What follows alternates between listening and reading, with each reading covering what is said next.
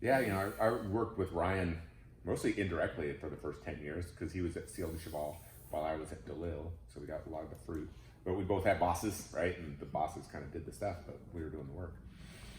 And then he went off to plant Force Majeure and worked there, and he had started this program with Cam Mirvold kind of started it, and he helped move it along, helped decide how to plant it and all that. And so they planted it, really the first part of it, in 2016. In 2018, Marty and I, we'd kind of been doing this for close to 8 years or whatever. And kind of was at a place where we were real, comfortable with the trajectory of everything. It's like, well, if we were going to challenge ourselves with something different, what would it be? Would it be this $25 wine and figure out how to, grab shelf space at Kroger's nationally or something, or would it be more interesting to try to go higher end and like that? Both of us are like, well, it's kind of more fun to go higher end. Well, what would that be? On Avenia, we're trying our hardest to make the best wine possible. I'm not like going, well, I could try harder, but I'm going to wait for another label. It's like, no. So the vineyards is what that would be. And we actually looked at the North Fork of the Walla Walla River and toured that and looked at that, because that's pretty compelling too. If you've had Christoph's or category, that's outstanding wine, and outrageously expensive.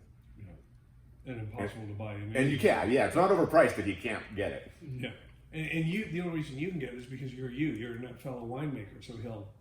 Yeah. Okay, sure. Yeah. Somebody brought it, and Cam Mirvold was at the tasting, and I was like, we'll see about that. We'll see Christoph, and I tasted. I'm like, God dang, this is the best wine I've ever had.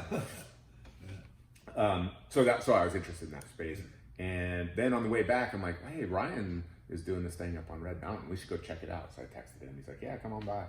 So we spent about an hour and a half with him, kind of looking around. Hadn't picked a grape off of there, right? This is the third leaf, the spring of 18. And we're just like, God, this is amazing. Goblet trained Grenache and super steep slopes and poor soils. And it's like, this is gonna be cool. And so Marty and I talked about it the whole way home. We're like, man, this is amazing. We could do this. And we knew the fruit was gonna be, really expensive at the top end of Washington. Maybe redefining Washington fruit prices. I'm like, well, but the only way that can work, but only if we have a dedicated label and really have mailing list driven wines. You can't just incorporate this into our existing wines. Mm-hmm. And so we kind of got back to them in a few days, had this whole presentation. Marty's a Microsoft guy, so we had to have a PowerPoint presentation. Right. And they both came over, Cam was locally, but Ryan came over, and we just said, hey, we want to create a whole label and just dedicate it to your vineyard. All we need from you is the promise that we can get like the best fruit off of there and get the first pick and everything. I said, absolutely, that's awesome.